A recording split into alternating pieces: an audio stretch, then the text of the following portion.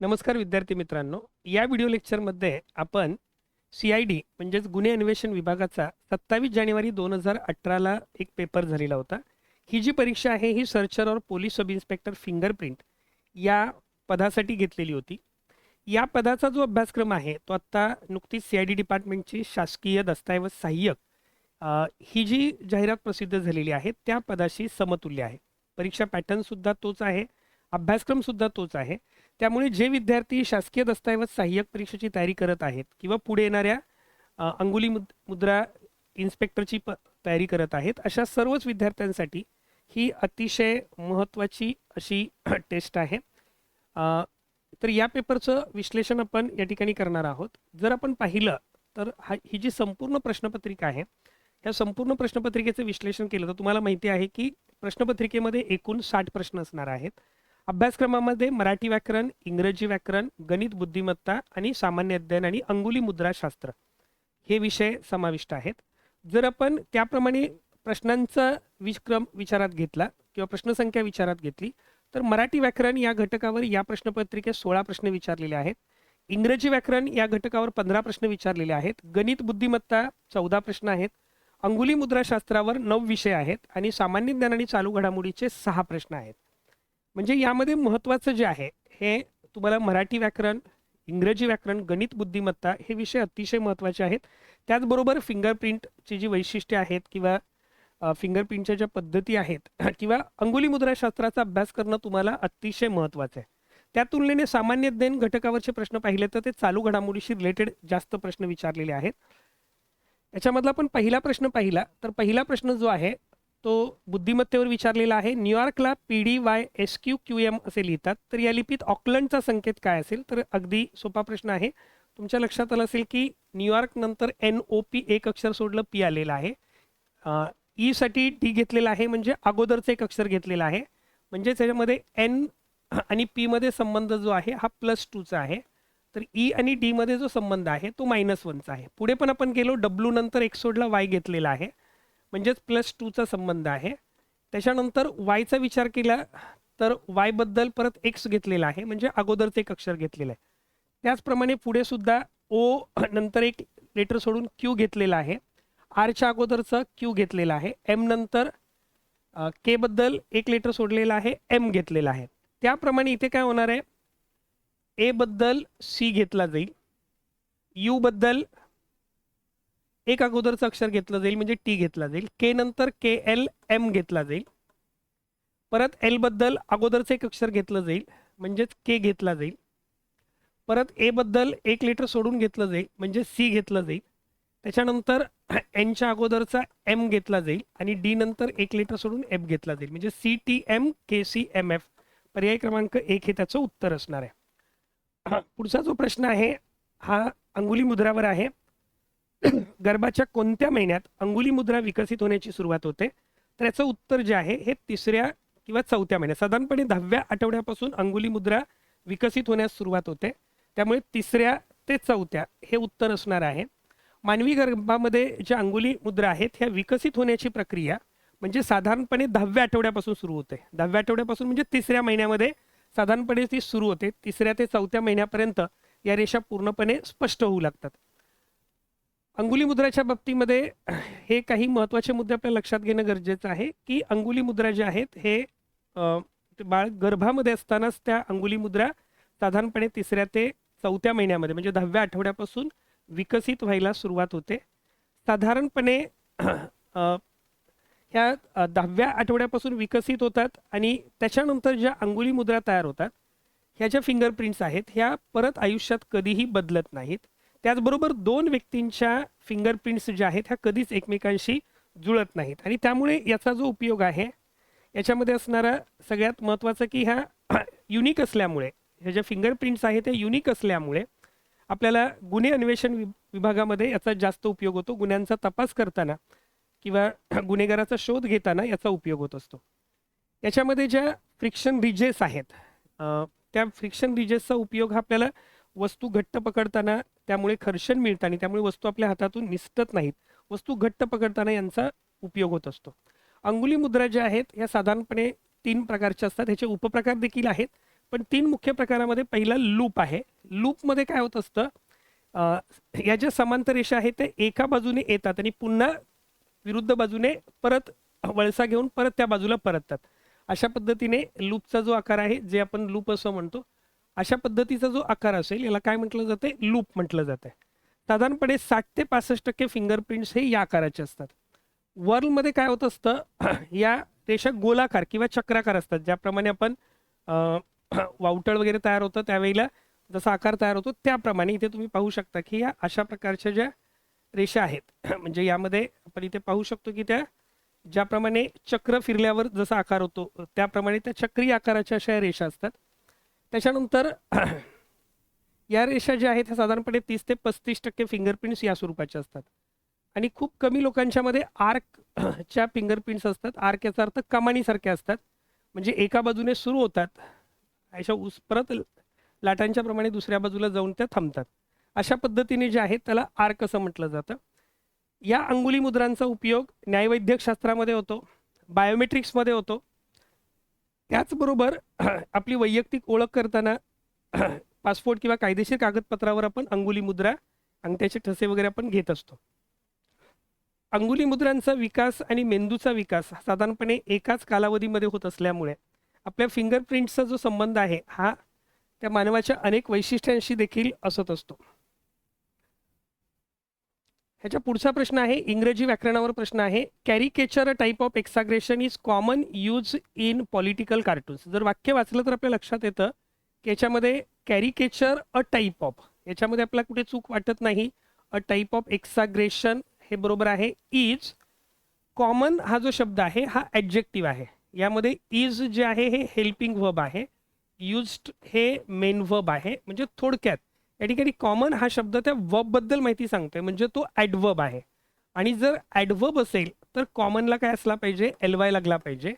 आणि आपण वाचल्यावर पण हे लक्षात येतं, caricature type of exaggeration is commonly used in political cartoons. त्यामुळे त्या ठिकाणी उत्तर जे आहे हे 2ला सी ऑप्शन हे उत्तर असलं पाहिजे. मराठीमधील ट ठ ड ही व्यंजने कोणते वर्ण म्हणून ओळखले जातात? तर मराठी भाषेमध्ये असणारी ट ठ ड ही जी व्यंजनं आहेत हे मूर्धन्य वर्ण आहेत. मूर्धन्य वर्णामध्ये रू हा स्वर त्याचा समावेश होतो. संपूर्ण ट वर्ग येतो. त ठ ड ढ न ही जी व्यंजनं आहेत ही मूर्धन्य व्यंजन आहेत. म्हणजे वर्गीय व्यंजनामधला पूर्ण ट वर्ग येतो आणि अवर्गीय व्यंजनामधला र श ळ ही जी व्यंजनं आहेत ही मूर्धन्य वर्गामध्ये मोडतात. त्यामुळे असं उत्तर जे आहे हे पर्याय क्रमांक 2 असेल. आंतरराष्ट्रीय खेळ संचालनात इंग्लंड व रशिया यांच्यामध्ये जर्मनी आहे. इंग्लंड आणि रशिया यांच्यामध्ये जर्मनी आहे. जर्मनीचा ध्वज आहे. शेवटी रशिया आणि अग्रभागी ऑस्ट्रेलिया आहे. आणि ऑस्ट्रेलिया व इंग्लंड यांच्यामध्ये भारत आहे. ऑस्ट्रेलिया व इंग्लंड यांच्यामध्ये भारत आहे. तर सर्वात मध्यभागी कोण आहे? तर सर्वात मध्यभागी कोण असणार आहे? इंग्लंड असणार आहे. पर्याय क्रमांक 2 हे उत्तर आहे. त्याचा धाकटा मुलगा आज क्रिकेटच्या सामन्यात चांगला खेळला. वाक्यातील उद्देश ओळखा. मराठी व्याकरणामधील वाक्य पृथक्करण हा जो घटक आहे हा सर्व स्पर्धा परीक्षांच्या दृष्टिकोनातून खूप महत्त्वाचा आहे. वाक्य पृथक्करण या घटकावर परीक्षेला हमखास प्रश्न विचारले जातात. तर यामध्ये तुम्हाला उद्देश ओळखा असं सांगितलेलं आहे. खेळला हे क्रियापद झालं म्हणजे विधेय झालं. खेळणारा कोण? तर मुलगा. मुलगा हे काय असणार आहे? उद्देश असणार आहे. समजा या वाक्यामध्ये त्याचा धाकटाबद्दल विचारलं असतं तर हे उद्देश विस्तार झाला असतं. उद्देशाबद्दल माहिती सांगणारा जो शब्द आहे तो उद्देश विस्तार झाला असता. कसा खेळला, कोठे खेळला, कधी खेळला या प्रश्नांची उत्तरं ही विधेय विस्तार असतात. त्यामुळे आज क्रिकेटच्या सामन्यात चांगला हा संपूर्ण वाक्याचा भाग हा विधेय विस्तारात समावेश झाला असता. तर याचं उत्तर काय असणार आहे? मुलगा. साधित क्रियापद ओळखा. साधित क्रियापद याचा अर्थ सिद्ध धातू सोडून इतर शब्दांपासून तयार झालेल्या क्रियापदाला आपण साधित क्रियापद म्हणतो. आणि जर समजा ते क्रियापद नामापासून तयार झालं असेल तर त्याला नामसाधित क्रियापद म्हटलं जातं. धातूपासून तयार झालं असेल तर त्याला धातू साधित असं म्हणतो. सर्वनामापासून तयार झालं असेल तर त्याला सर्वनाम साधित असं म्हणतो. अव्ययापासून तयार झालं असेल तर त्याला अव्यय साधित असं म्हणतो. तर यामुळे तुमच्या लक्षात येईल की पानावले हे जे क्रियापद आहे हे पाणी या नामापासून तयार झालेलं आहे आणि त्यामुळे ते साधित क्रियापद आहे, नामसाधित क्रियापद आहे.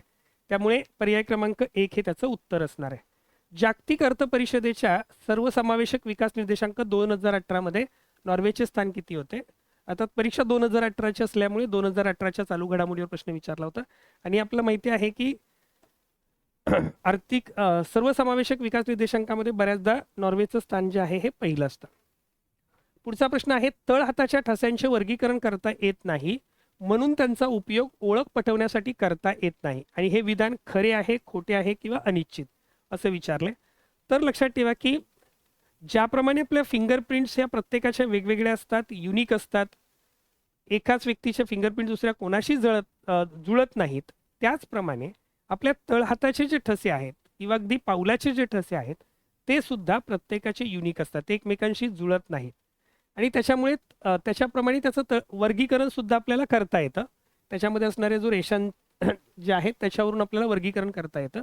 आणि बऱ्याचदा फिंगरप्रिंट्सपेक्षा तळहाताच्या ठस्यावरून सुद्धा आपल्याला गुन्हेगाराची ओळख पटवता येते. त्यामुळे हे विधान पूर्णतः खोटे आहे.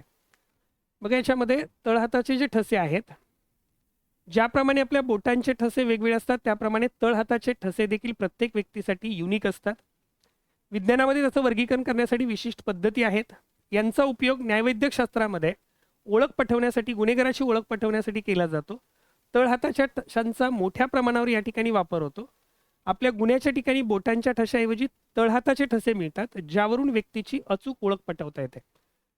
तळहातावर केवळ रेषाच नसतात तर त्यावर फ्रिक्शन रिजेस सुद्धा असतात किंवा विशिष्ट घड्या असतात. हे लक्षात असू द्या, याच्यावर देखील प्रश्न परीक्षेला विचारला जाऊ शकतो. फ्रिक्शन रिजेस असतात किंवा विशिष्ट घड्या असतात, आणि त्यामुळे न्यायवैद्यक शास्त्रामध्ये तळहाताचा उपयोग जो आहे, हा तळहाताच्या ठशांचा उपयोग जो आहे हा गुन्हेगाराची ओळख पटवण्यासाठी केला जातो. आणि सगळ्यात महत्त्वाचं, तळहातावर केवळ रेषा नाही तर काय आहेत, फ्रिक्शन रिजेस आणि विशिष्ट घड्या फ्लेक्शन क्रिसेस असतात, आणि त्या कधीही बदलत नाहीत. पुढचा प्रश्न आहे बुद्धिमत्तेवर आधारित. रिकाम्या जागा मोकळ्या जागा भरा असं म्हटलेलं आहे. आकृती पाहिल्यानंतर तुमच्या लक्षात येईल THRSAY असं म्हटलं की पटकन आपल्या लक्षात येतं की या ठिकाणी THURSDAY थर्सडे हे जे वाराचं स्पेलिंग आहे हे 8 घरांच्या मध्ये विभागलेलं आहे. त्यामुळे असं उत्तर U आणि D असणार आहे. पुढचा प्रश्न आहे, गुन्ह्याच्या ठिकाणी अंगुली मुद्रा मिळणे डॅशवर अवलंबून असते. गुन्ह्याच्या ठिकाणी ज्या अंगुली मुद्रा तयार होतात त्या कशावर अवलंबून असतात? पर्याय, पहिला डॅश आहे, दुसरा यापैकी नाही आहे, तिसरा घाम असणे आहे, चौथा घाम नसणे आहे. तर साहजिकच आपल्या फिंगरप्रिंट्सवर जे काही छोटी छोटी रंध्र असतात, छिद्र असतात, रंध्र म्हणजे छिद्र असतात, आणि त्याच्यामधून घाम येत असतो किंवा विशिष्ट द्रव त्यामधून येत असतो, आणि त्याच्यामुळे हे ठसे तयार होतात. त्यामुळे घाम असणं हे अतिशय महत्त्वाचं आहे. अंगुली मुद्रा कशा तयार होतात बघा, तर यामध्ये आपल्या बोटांच्या टोकावर सूक्ष्म अशी छिद्र असतात, त्याला आपण रंध्र असं म्हणतो, आणि त्यातून सतत घाम आणि तेल येत असतं.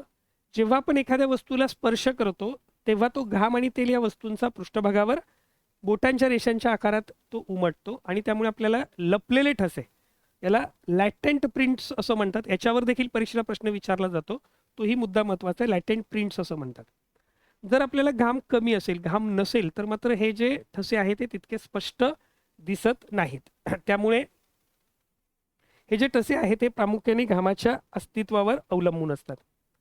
डॅश हे नव्याने माहीत झालेले कार्बनचे एक बहुरूप आहे. बहुरूप म्हणजेच त्याला आपण अपरूप असं म्हणतो, ॲलोट्रॉप्स असं म्हणतो. कार्बनचे 2 ॲलोट्रॉप्स तर आपल्याला नेहमी माहिती आहेत, हिरा आणि ग्राफाईट. तिसरं ॲलोट्रॉप जे आहे पुलेरिन्स, हे 1985 साली म्हणजे अगदी अलीकडे शोधून काढलेलं आहे. त्याच्यामुळे त्याचं जे उत्तर असणार आहे पुलेरिन. पीठ जो आहे हा कोळशाचा प्रकार आहे, त्यामुळे ते उत्तर येणार नाही. पर्याय क्रमांक 3 हे त्याचं उत्तर आहे. याच्यामध्ये कार्बनची जी अपरूपं आहेत, कार्बन जे आहे स्फटिक रूपामध्ये, अस्फटिक रूपामध्ये, अशा दोन्ही रूपामध्ये कार्बन आपल्याला आढळतो. याच्यामध्ये हिरा आणि ग्रॅफाईट जे आहे ती कार्बनची अतिशय जुनी आणि निसर्गात आढळणारी स्फटिक ही अशी रूपं आहेत. पुलेरिन जे आहे हे 1985 मध्ये शोधून काढण्यात आलेलं आहे. फुटबॉलच्या आकाराचं हे असतं, आणि त्याच्यामुळे त्याला बकी बॉल असंही म्हटलं जातं. पीठ जे आहे हे कोळशाचा एक प्रकार आहे. हे कार्बनचं शुद्ध बहुरूप असं किंवा अपरूप असं नाही. पुढचा प्रश्न आहे, ने आन या शब्दाचा समास कोणता आहे? तर ने आन या शब्दाचा विग्रह करताना आपण ने आणि आन असा विग्रह करतो. ज्या सामासिक शब्दाचा विग्रह करताना आणि हे प्रधानत्व सूचक उभयान्वयी अव्यय वापरलं जातं. अर्थात त्या शब्दामध्ये ते दोनही शब्द महत्वाचे असतात. जसं आई वडील, आई आणि वडील, बहीण भाऊ, बहीण आणि भाऊ, राम लक्ष्मण, राम आणि लक्ष्मण, कृष्ण अर्जुन, कृष्ण आणि अर्जुन, दोन्ही पदं महत्वाची असतात. त्याचप्रमाणे ते ने आणि आन ही दोन्ही पदं महत्वाची आहेत. आणि ही दोन पदं जोडताना या ठिकाणी आपण प्रधानत्व सूचक समुच्चयबोधक उभयान्वयी अव्यय वापरलेला आहे, म्हणून हा इतरेत्तर द्वंद्व समास आहे. इतरेत्तर द्वंद्व समास आहे. द्वंद्व समासाचे तीन प्रकार पडतात: इतरेत्तर द्वंद्व, वैकल्पिक द्वंद्व. वैकल्पिक द्वंद्व समासामध्ये दोन पदांचा विग्रह करताना वा, अथवा, किंवा ही उभयान्वयी अव्यय आपण वापरतो. जसं सत्यासत्य, सत्य किंवा असत्य, खरे खोटे, खरे किंवा खोटे, बरे वाईट, बरे किंवा वाईट, भले बुरे, भले किंवा बुरे, अशा पद्धतीने. आणि तिसरा प्रकार आहे समाहार द्वंद्व. समाहार द्वंद्वामध्ये ती दोन पदं महत्वाची असतात, पण त्या दोन पदांसह अन्य पदांचा समावेश देखील महत्वाचा असतो. जसं चहा पाणी, चहा पाणी, बिस्किट वगैरे वगैरे अन्य पदांचा समावेश अपेक्षित असेल तर त्याला आपण समाहार द्वंद्व म्हणतो. चहा पाणी, पालापाचोळा, केर कचरा, भाजीपाला यासारखे जे शब्द आहेत हे कशामध्ये येतात? समाहार द्वंद्वामध्ये. बहुव्रीही समासाचा अर्थ ज्या समासातील दोन्ही पदं प्रधान नसून त्यातून व्यक्त होणारा अर्थ प्रधान असतो. म्हणजे उदाहरणार्थ लंब आहे उदर ज्याचे असा तो लंबोदर म्हणजेच गणपती. म्हणजे दोन्ही पदं महत्वाची नाहीत, त्यातून व्यक्त होणारा अर्थ महत्वाचा असेल तर त्याला बहुव्रीही समास म्हणतो. त्यामुळे असं उत्तर पर्याय क्रमांक 3 आहे.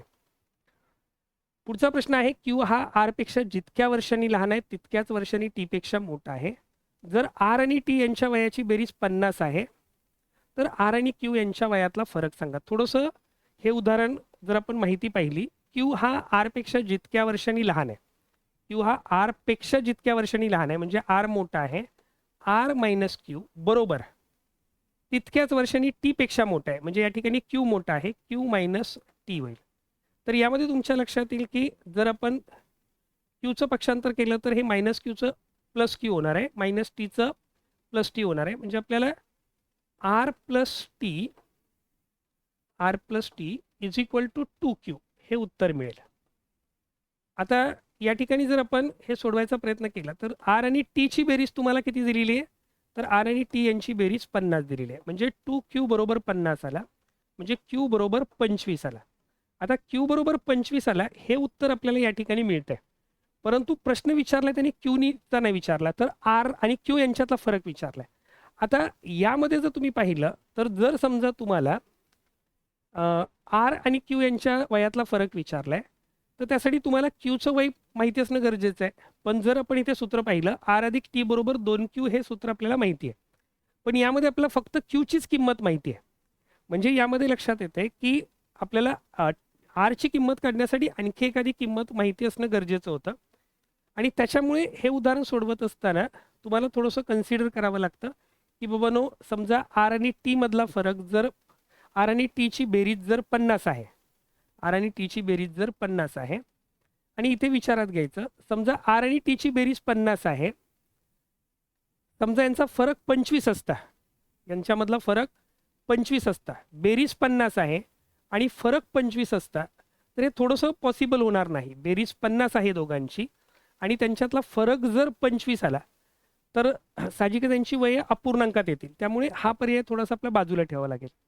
फरक 4 वर्ष जर असेल, फरक 4 वर्ष असेल आर आणि टी मधला, तर 50 अधिक 4, 50 बेरीज आहे आणि फरक 4 आहे, तर 50 अधिक 4 भागिले 2, इथे एकाचं वय 27 होईल आणि दुसऱ्याचं वय 23 होईल. 27 आणि 23चा जर विचार केला तर तुमच्या लक्षात येईल की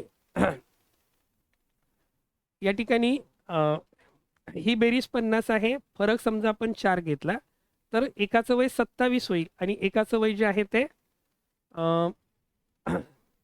50 अधिक 4 आणि 50 23 होईल. आता 27 आणि 23 जर आपण गृहीत धरलं तर तुमच्या लक्षात येईल की समजा याच्यामध्ये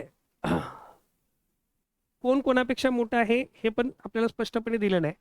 पण जर हा पडताळा घ्यायला गेलो तर तुमच्या लक्षात येईल की समजा Q 25 आहे, Q 25 आहे, समजा आपण आर पण 25 घेतला पहिल्या याच्याप्रमाणे, तर या ठिकाणी तुम्ही उत्तरापर्यंत पोहोचू शकत नाही. म्हणजे 27 वजा 25 होईल आणि इकडे परत 25 वजा 23 होईल, तर 27 वजा 25 4 असणार आहेत, 25 वजा 23 2 असणार आहेत. त्यामुळे हे उत्तर असू शकणार नाही. सांगता येत नाही याचा बाजूला ठेवा. आता फरक 20 वर्ष आहे तर काय होईल बघा. दोघांच्या वयाची बेरीज जी आहे समजा आर आणि क्यूच्या वयातला फरक काढायचा आहे. हा जर 20 वर्ष घेतला तर इथे तुम्हाला ह्या समीकरणाप्रमाणे लक्षात येईल की आर आणि क्यू मधला फरक 20 वर्ष आहे. आर आणि क्यू मधला जो फरक आहे हा 20 वर्ष आहे. म्हणजेच साहजिकच जर समजा आरचं वय 45 वर्ष असेल किंवा क्यूचं वय 45 वर्ष असेल, आर आणि टीच्या बाबतीत समजा आरचं वय इथे 45 वर्ष असेल आणि क्यूचं वय 25 आहे. 45 वजा 25 किती होतील? 20 होतील. इथे क्यू वजा टीचा विचार केला तर हे क्यूचं वय 25 आहे, 25 वजा 5 केलं तर 20 होईल. त्याच्यामुळे इथे हे 20 वर्ष जे आहे हे उत्तर बरोबर असू शकतं. आर वजा क्यूचं वय जर फरक 20 आहे याचा अर्थ आरचं वय 45 असेल तर क्यूचं 25 असेल आणि मग तिकडे 25 वजा 5 20 दोन्ही बाजू समान होतील. पण खरं तर असा प्रश्न आता आपल्याला उत्तर आहे म्हणून आपण पटकन गेस करू शकतो. पण खरं तर मला वाटतं कदाचित या ठिकाणी माहिती देताना चुकला असेल, हा प्रश्न पुढे रद्दही झाला असावा. त्याच्या पुढचं पंक्ती प्रपंच. पंक्ती प्रपंच करणे म्हणजे काय? तर आपल्याला माहिती आहे की पंक्तीमध्ये ज्यावेळेला आपण वाटप करत असतो त्यावेळेला आपल्या जवळच्या व्यक्तींना 2 लाडू जास्त देतो. म्हणजे आपण काय करतो? पक्षपातीपणा करतो. त्यामुळे पंक्ती प्रपंच म्हणजे पक्षपातीपणा. गंगेत गवळ्यांची वस्ती. आता गंगेत गवळ्यांची वस्ती शब्दशः गवळी लोक गंगेत राहतात का? तर गंगेच्या काठावर राहतात. या पाठावर बसा असं म्हटल्यावर या ताठावर बसा म्हटल्यावर आपण ताठावर जाऊन नाही बसत, तर ताठाजवळच्या पाठावर जाऊन बसतो. तसं गंगेत गवळ्यांची वस्ती म्हणजे गंगेच्या काठावर गवळ्यांची वस्ती. शब्दशः अर्थ ज्या ठिकाणी विचारात घेतला जात नाही, शब्दशः अर्थ ज्या ठिकाणी लक्षात घेतला जात नाही, ती शब्दशक्ती कोणती असते? लक्षणा. त्यामुळे 16चं उत्तर लक्षणा असेल. एका निवडणुकीमध्ये 8% मतदारांनी मतदान केले नाही. निवडणूक 2 उमेदवारांनी लढवली. निवडून आलेल्यास 48% मते मिळून तो 1100 मतांनी निवडून आला. तर एकूण मतदार किती? बघा, एका निवडणुकीमध्ये 8% मतदारांनी मतदान केले नाही. एका निवडणुकीमध्ये 8% मतदारांनी मतदान केले नाही. निवडणूक 2 उमेदवारांनी लढवली. आता एकूण मतदार किती असणार आहे? 100%. 100%मधल्या 8%नी केलं नाही म्हणजे मतदान किती लोकांनी केलं? 92%. आणि त्यापैकी 48% मते मिळवून तो 1100 मतांनी निवडून आला. म्हणजे जो जिंकलेला आहे ह्याला 48% मतं मिळाली. तिथे स्पष्ट म्हटलंय निवडणूक 2 उमेदवारांनी लढलेली आहे. त्यामुळे जो हरलेला आहे त्याला 44% मतं मिळाली असतील. म्हणजे या दोघांच्या मधला फरक जो आहे हा फरक किती आहे? 4%. 4% फरक म्हणजेच किती मतांनी निवडून आला तो? 1100 मतांनी. म्हणजे 4% फरक बरोबर 1100. तर एकूण मतदार किती हे आपल्याला काढायचंय.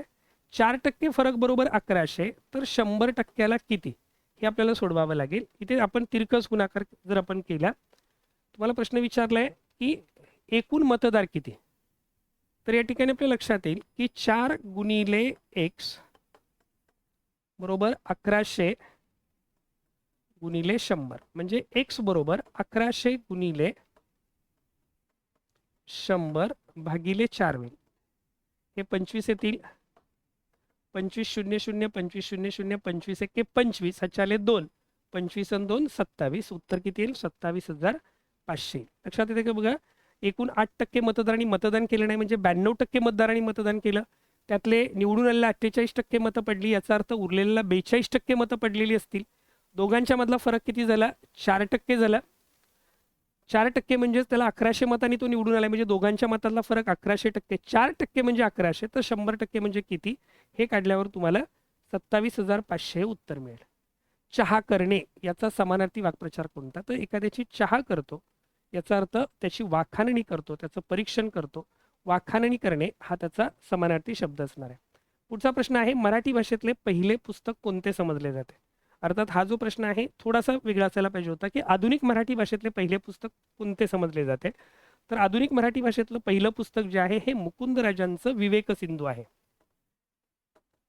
आता मराठी भाषेला अभिजात भाषेचा दर्जा प्राप्त झालेला आहे. अभिजात भाषेचा दर्जा प्राप्त झालेला असल्यामुळे हा जो दर्जा प्राप्त झाला याच्यामध्ये गाथा सप्तसई किंवा गाथा सप्तशती इसवी सनाच्या पहिल्या शतकामध्ये लिहिलेलं जे पुस्तक आहे म्हणजे साधारणपणे आतापासून 2000 वर्ष अगोदरचं हे गाथा सप्तसई हे मराठीमधलं पहिला उपलब्ध ग्रंथ मानला जातो, पण तो प्राकृत मराठी भाषेमध्ये, प्राकृत महाराष्ट्री भाषेमध्ये आहे. आणि या ठिकाणी विवेक सिंधू जो मुकुंदराजांचा ग्रंथ आहे हे पहिलं पुस्तक समजलं जातं. Which of the following prefix is having meaning half, खालीलपैकी कोणत्या प्रेफिक्सचं मिनिंग हाफ असं आहे? तर याचं उत्तर काय असणार आहे? सेमी. सेमी आणि हेमी असे दोन प्रेफिक्स आहेत, त्याचा अर्थ काय होतो? हाफ असा होतो. अंगुली मुद्राशास्त्र हे कोणत्या दोन मुख्य तत्वावर आधारित आहे? तर अंगुली मुद्राशास्त्र हे वैयक्तिक आणि कायम या तत्वावर आहे. याचा अर्थ काय? प्रत्येकाच्या फिंगरप्रिंट्स ज्या आहेत हे युनिक असतात, म्हणजे प्रत्येकाच्या वेगवेगळ्या असतात, वैयक्तिक असतात आणि त्या कायम असतात. एकदा त्या विकसित झाल्या एक साधारणपणे 17व्या-18व्या आठवड्यानंतर म्हणजे 3.5 महिन्यानंतर आपल्याला त्या विकसित होतात आणि ते विकसित झाल्यानंतर एक साधारणपणे 3ऱ्या-4थ्या महिन्यानंतर ज्यावेळेला विकसित होतात त्याच्यानंतर ते आयुष्यात कधीही बदलत नाही. त्यामुळे वैयक्तिक आणि कायम हे अंगुली मुद्राशास्त्राचे दोन महत्त्वाची वैशिष्ट्ये आहेत. जगात कोणत्याही दोन व्यक्तींच्या हाताचे ठसे एकसारखे नसतात, अगदी जुळ्या भावंडांचे सुद्धा नाही. माणसांच्या जन्मापासून ते मृत्यूपर्यंत बोटांच्या ठशामधल्या रेषामध्ये कोणताही बदल होत नाही. त्याच्यामुळे ते दोन पहिली तत्व आहेत. गोळी सुटल्यावर बंदुकीमध्ये कोणती ऊर्जा असते? तर गोळी सुटल्यानंतर बंदुकीमध्ये असणारी ऊर्जा ही काय असणार आहे? गतिज ऊर्जा असणार आहे. गतिज ऊर्जा कायनेटिक एनर्जी E = 1/2 mv², ह्या सूत्राने आपण ती काढतो. खालीलपैकी कोणत्या शब्दात अनुस्वाराचा उच्चार म या अनुनासिकाप्रमाणे झालाय? तर अनुस्वाराचा उच्चार जो आहे हा अनुस्वारानंतर येणाऱ्या स्पर्श व्यंजनाच्या वर्गातील अंत्यवर्णाप्रमाणे म्हणजे अनुनासिकाप्रमाणे होतो. जर पहिला शब्द आपण अंतर हा पाहिला तर इथे अनुनासिकाचा उच्चार हा न प्रमाणे होणार आहे, अंतर. अंबरमध्ये, कारण इथे त अनुस्वारानंतर येणारं स्पर्श व्यंजन कोणतं आहे? त. तच्या वर्गातलं अनुनासिक कोणतं? त त द ध न हे अनुनासिक आहे आणि त्याच्यामुळे या ठिकाणी अंतर इथे न चा उच्चार झाला. पुढे दुसरं आहे अंबर. अंबरमध्ये काय लक्षात घ्याल? इथे अनुस्वारानंतर ब आलेला आहे, अनुस्वारानंतर ब आलेला आहे म्हणजेच ब प वर्गामध्ये आहे. त्यामुळे अनुस्वाराचा उच्चार जो आहे हा प प ब भ म प्रमाणे होणार आहे. त्यामुळे असं उत्तर 2 नंबर आलं. अंजनमध्ये अनुस्वारानंतर ज आलेला आहे, ज च वर्गामध्ये येतं, च वर्गामध्ये य हे अनुनासिक आहे, अंजन. अंजन असा त्याचा उच्चार होणार आहे य प्रमाणे. अंगत पुढे ग आलेला आहे, त्यामुळे इथे जो अनुस्वाराचा उच्चार आहे हा पहिल्या वर्गातल्या अनुनासिकाप्रमाणे होणार आहे. त्यामुळे याचं उत्तर ऑप्शन नंबर 2 असेल. पुढचा प्रश्न आहे, अंगुली मुद्रा वर्गीकरणाची हेनरी पद्धत कोणी शोधून काढली? तर आता आपल्याला असं वाटेल की हेनरी पद्धत आहे म्हणलं हेनरीने शोधून काढली असेल, पण हेनरी पद्धत जी आहे ती हक व बोस यांनी शोधून काढली. याच्यामध्ये काही महत्त्वाचे मुद्दे लक्षात ठेवा. हक आणि बोस जे आहेत हे हेनरी वर्गीकरण पद्धत त्यांनी शोधून काढल्या पद्धतीला हेनरी वर्गीकरण पद्धत म्हटलं जातं. पण ही वर्गीकरण पद्धत विकसित करण्याचं जे योगदान आहे हे भारतीय पोलीस खात्यातले 2 पोलीस उपनिरीक्षक हक आणि बोस यांना जातं. सर एडवर्ड हेनरी हे त्यावेळी बंगालचे IG होते त्यावेळी ते बंगालचे IG होते आणि ते बंगालचे IG असल्यामुळे त्यांच्या नावावरून ही हेनरी पद्धत मानली जाते. पण ही शोधून मात्र काढली अजीजुल हक आणि हेमचंद्र बोस यांनी ही फिंगरप्रिंटची जी पद्धत आहे ही शोधून काढली. याच्यामध्ये हा महत्त्वाचा मुद्दा आहे, अंगुली मुद्रांचं जे वर्गीकरण केलं जातं जे 3 प्रकार आपण करतो ही पद्धत अजीजुल हक आणि हेमचंद्र बोस यांनी शोधून काढलेली आहे. इतर पर्यायामध्ये विल्यम हर्शल जो आहे याने भारतात प्रथमच ओळखीसाठी हातांच्या ठशाचा वापर सुरू केला होता आणि मार्क द्वेन जो आहे हे प्रसिद्ध लेखक आहेत, त्यांच्या साहित्यात फिंगरप्रिंटचा उल्लेख केला जातो पण त्यांनी ही पद्धती शोधलेली नाही. पुढचा प्रश्न आहे, ऑडिओ बरोबर 85, व्हिडिओ बरोबर 80, रेडिओ बरोबर किती? तर यामध्ये ऑडिओ जी आपली अल्फाबेटिकली लेटर्स आहेत त्या लेटर्सवरून त्यांचे ॲडिशन करून या ठिकाणी ते उत्तर काढलेलं आहे. तर जर आपण हे क्रमांक उलट दिले तर त्यांची बेरीज केली तर ऑडिओची 85 येते, व्हिडिओची 80 येते आणि त्यामुळे रेडिओची किती येते? 88. तर ते उत्तर असणार आहे. पुढे बघा, make passive voice of the sentence I know her. I know her यामध्ये तुमच्या लक्षात येईल की सिंपल प्रेझेंट टेन्समध्ये हे वाक्य आहे आय नो हर. आय हा सब्जेक्ट आहे, नो हे वर्ब आहे, हर हे ऑब्जेक्ट आहे. वाक्याची सुरुवात हर हे ऑब्जेक्ट असल्यामुळे शी ने होणार आहे. सिंपल प्रेझेंट टेन्समध्ये हेल्पिंग वर्ब म्हणून आपण टू बी चं प्रेझेंट टेन्समधलं रूप वापरतो, शी इज असं होईल. त्यानंतर पास्ट पार्टिसिपल वापरलं जातं, शी इज नोन. फक्त लक्षात ठेवा टू बी नोन टू अशी फ्रेज आहे, त्यामुळे इथे बायच्या ऐवजी टू वापरला जाईल. शी इज नोन टू मी असं त्याचं उत्तर होईल. पर्याय क्रमांक 4 हे त्याचं उत्तर असेल. पुढचा प्रश्न आहे, एका विटेची मापे 25 सेमी, 11.5 सेमी आणि 6 सेमी आहेत. तर 8 मीटर गुणिले 6 मीटर गुणिले 22.5 सेंटीमीटर अशी भिंत बांधण्यास किती विटा लागतील? तर साहजिकच विटांची संख्या जर आपल्याला काढायची आहे तर घनफळांचा भागाकार करावा लागतो. पहिलं घनफळ जे आहे, मोठ्या घटकाचा घनफळाला लहान घटकाच्या घनफळाने भागलं जातं. आता भिंतीचं घनफळ बघितलं तर मीटर, मीटर आणि सेंटीमीटर, आणि हे सगळं सेंटीमीटरमध्ये आहे. म्हणजे तुम्हाला हे मीटर सेंटीमीटरमध्ये कन्वर्ट करावे लागतील. 8 मीटरचं 800 सेंटीमीटर होईल, 6 मीटरचं 600 सेंटीमीटर होईल, आणि हे 22.5 सेंटीमीटर तसेच राहतील. 22.5 सेंटीमीटर तसेच राहतील. भागिले इकडे 25 गुणिले 11.5 गुणिले 6. आता यामध्ये तुमच्या लक्षात येईल की इथे जर आपण एक एक घर पुढे गेलो तर या ठिकाणी 11.5 आणि 22.5 म्हणजेच काय होतील, हे 25 एके 25, 25 एके 25 त्रिक 75, 25 दुने 50, हे 32 येतील. परत हे 6 एके 6, 6 0 0. आणि इथे तुमच्या लक्षात येईल की 22.5ला जर आपण 100 ने गुणलं, किंवा हे एक एक घर जर तुम्ही पुढे गेलात तर हे 100 गुणिले या ठिकाणी 22.5 आहेत, याचे 225 होतील आणि हे 115 होतील. आणि या ठिकाणी तुमच्या लक्षात येईल की जर आपण भाग लावायला गेलो तर समजा 25 cm, 11.5 cm, 6 cm, 25 cm, 11.5 cm, 6 cm, 11.5ची दुप्पट 23 होते. खरं तर एक आपण जर समजा हा भाग लावायला गेलो तर या ठिकाणी पहिले 32 आलेले आहेत, 32 आहेत गुणिले 100 आहेत, आणि हे या ठिकाणी जर आपण पाहिलं 32 गुणिले 100 गुणिले 22.5 छेद 11.5 हे राहत आहे. 25 एके 25 त्रिक 75, बाकी उरली 5, 25 दुने 50, हे 6चे 100 झाले. 32 गुणिले 100, आणि इथे तुमच्या लक्षात येईल की 32 गुणिले हे 22,500 होतील, 2 घरं पुढे जातील, आणि हे 11.5 आहेत. 11.5चं एक घर आणखी पुढे गेलं तर हे आणखी एक शून्य वाढेल. आता या ठिकाणी भाग देत असताना जर आपण भाग लावायला गेलो तर 115 एके 115 किंवा 23 भाग असा पूर्णांकात येणार नाही, पण हे उत्तर 6,500 आलेलं आहे, हे तुमच्या लक्षात आलं असेल. इथे डायरेक्ट 2नी भाग लावला, 32 दुने 64 आणि हे 2 शून्य घेतले, आणि त्यामुळे उत्तर हे 6,400 काढण्यात आलेलं आहे. त्यामुळे हे जे उत्तर आहे 6,400 काढण्यात आलेलं आहे. या ठिकाणी 25 सेमी आहे, 11.5 सेमी आहे, आणि ते 22.5 सेमी आहे. तर इथे 11.25 सेमी असायला पाहिजे होतं.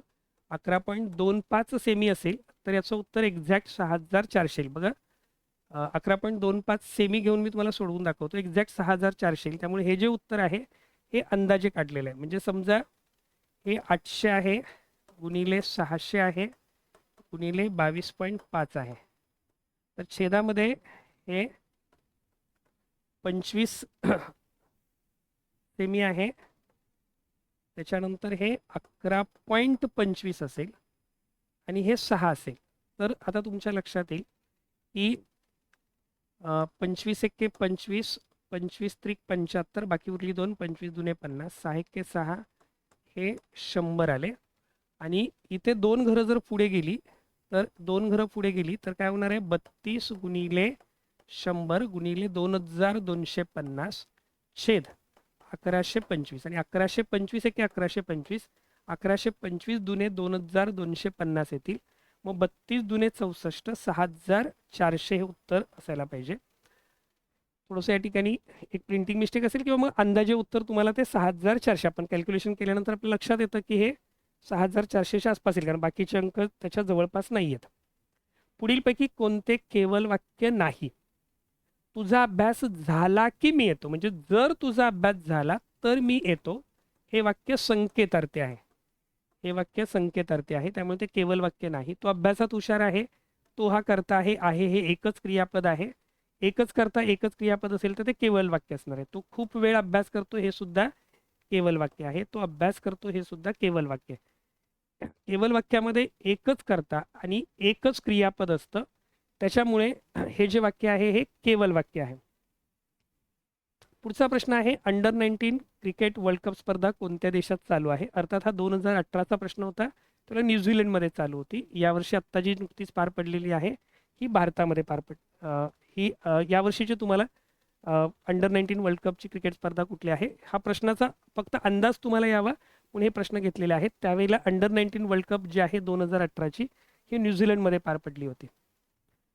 पुढे आहे sentence improvement. Your services are dispensed for. त्याच्यामध्ये काही सेंटेन्स इम्प्रूव्हमेंट आहे का? तर साहजिकच खरं तर your services are dispense with असायला पाहिजे होतं. या प्रश्नाचं उत्तर विथ असायला पाहिजे होतं. डिस्पेन्स विथ याचा अर्थ त्याशिवाय आपण एखादं काम करू शकतो, त्यावेळेला your services are dispense with असं म्हटलं जातं. डिस्पेन्स ऑफ असा शब्द खरं तर नाही आहे, त्यामुळे पर्याय क्रमांक 1 हे त्याचं उत्तर असायला पाहिजे होतं. वेगळे नाव शोधा चालू घडामोडीवर आधारित प्रश्न होता. सुहास खामकर, अभिजित कटके, संग्राम चौगुले हे रेसलर आहेत आणि त्याच्यामुळे सुनील जाधव हे त्याचं वेगळं उत्तर असणार आहे. The government will dash the oath of office of 35 new ministers. तर गव्हर्नमेंट विल एक्झिक्यूट असं येणार नाही, government will administer the oath of office of 35 new ministers. Administer the oath असं आपण म्हणतो, शपथ देणे, त्यावेळेला ॲडमिनिस्टर द ओथ, ॲडमिनिस्टर हे जे वर्ब आहे हे महत्त्वाचं आहे. पुढे इथे आपण पाहू शकतो 3 आणि 2 5 आहे, 5 आणि 3 8 आहे, 8 आणि 5 13 आहे, 13 3 आणि 2 5 आहे, 5 आणि 3 8 आहे, 8 आणि 5 13 आहे, 13 आणि 9 22 आहे. तर तुम्हाला प्रश्न विचारलाय की प्रश्नचिन्हाच्या जागी कोणती संख्या येईल? तर या ठिकाणी तुमच्या लक्षात येईल, या ठिकाणी 3 आणि 2 5, 5 आणि 3 8, 8 आणि 5 13, 13 आणि 9 22 आणि पुढे 2 ची दुप्पट जी आहे ती 4 होते, 4 मधून 1 गेला 3 आला. 3 ची दुप्पट जी आहे ती 6 होते, 6 मधून 1 गेला 5 आला. 5 ची दुप्पट जी आहे ती 10 होते, 10 मधून 1 गेला 9 आला. 9 दुने 18, 18 मधून 1 गेला 17, 22 आणि 17 यांची बेरीज किती असणार आहे? 39. याप्रमाणे याचं उत्तर पर्याय क्रमांक 2 दिलेलं होतं. त्याच्यानंतर 3/6 आहे, 8 56 आहे, 10 90 आहे, 2 2 आहे, तर प्रश्नचिन्हास 20 आहे आणि 1 0 आहे. तर इथे तुमच्या लक्षात येईल की 3चा वर्ग 9, 9तून 3 गेले तर उत्तर 6 येतं. 8चा वर्ग 64, 64 मधून 8 गेलं तर 56 येतं. 10चा वर्ग 100, 100 मधून 10 गेले तर 90 येतात. 2चा वर्ग 4, 4 मधून 2 गेले तर उत्तर 2 येतं. तिथे उत्तर 20 आलेलं आहे. म्हणजे 5चा वर्ग 25, 25 मधून 5 गेले तर उत्तर 20 असेल. त्यामुळे पर्याय क्रमांक 1 हा उत्तर असणार आहे. Fill in the blanks dash Parsis write Gujarati correctly, dash Parsis write Gujarati correctly. तर यामध्ये a few, the few, none of the above आणि फ्यू आहे. तर यामध्ये लक्षात ठेवा, ज्या वेळेला फ्यूज हे जे ॲडजेक्टिव्ह आहे हे ॲडजेक्टिव्ह ऑफ नंबर आहे आणि हे ॲडजेक्टिव्ह ऑफ नंबर असल्यामुळे हे मोजता येणाऱ्या नामाबरोबर वापरतो. होकारार्थी अर्थ असेल तर अ फ्यू वापरला जातो, नकारार्थी अर्थ असेल तर फक्त फ्यू वापरला जातो आणि दो नॉट मेनी बट ऑल असा जर अर्थ असेल तर आपण द फ्यू वापरतो. आणि त्यामुळे या ठिकाणी उत्तर काय असणार आहे? काही पारसीज गुजराती करेक्टली लिहू शकतात, काही थोडे लिहू शकतात, सर्व लिहित नसले तरी. त्यामुळे काय असलं पाहिजे? अ फ्यू पारसीज असं होईल. त्याच्या पुढचा प्रश्न आहे, हा बुद्धिमत्तेवर आधारित आहे. आत्ताच्या लेक्चरमध्ये आपण हे 36 प्रश्न पूर्ण करून घेणार आहोत आणि त्याच्यानंतर आपण उरलेले 24 प्रश्न जे आहेत हे पुढच्या व्हिडिओमध्ये पूर्ण करणार आहोत. यामध्ये बघा, एकटा ए एक काम 6 दिवसात पूर्ण करतो. एकटा ए एक काम 6 दिवसात पूर्ण करतो. एकटा बी एक काम 8 दिवसात पूर्ण करतो. ए आणि बी यांनी एकत्रितरित्या काम पूर्ण करण्याचे 3200 रुपये घेतले आणि तेच काम सीच्या मदतीने 3 दिवसात पूर्ण केले. याचा अर्थ ए अधिक बी अधिक सी हे 3 दिवसात पूर्ण करतात. जर आपण 6, 8, 3चा लसावी काढला तर 3 8 24, 6 चोक 24 याचा लसावी जो आहे हा 24 असेल. बरोबर. त्यामुळे एने एका दिवसात केलेलं काम जो आहे ते 24 भागिले 6, 6 चोक 24 4 भाग असेल. बीने केलेलं जे काम आहे ते 8 त्रिक 24 3 भाग असेल. आणि तिघांनी एकत्र केलेलं जे काम आहे ते 4 3 8 24 8 भाग असेल. म्हणजे एकट्या सीचं काम किती असणार आहे? एकट्या सीचं काम जे आहे एकट्या सीचं काम 8 वजा त्यातून ए आणि बीचं काम वजा करावं लागेल. 8 वजा 7 एक काम कोण करेल? सी करेल. म्हणजे जर केलेल्या कामाचं गुणोत्तर आपण घेतलं तर एचं काम हे 4 भाग असणार आहे, बीचं काम हे 3 भाग असणार आहे आणि सीचं काम हे 1 भाग असणार आहे. तुम्हाला प्रश्न विचारलाय सीचा मोबदला किती आहे? तर सीचं जेवढं काम आहे त्या बदल्यात त्याचा मोबदला मिळाला पाहिजे.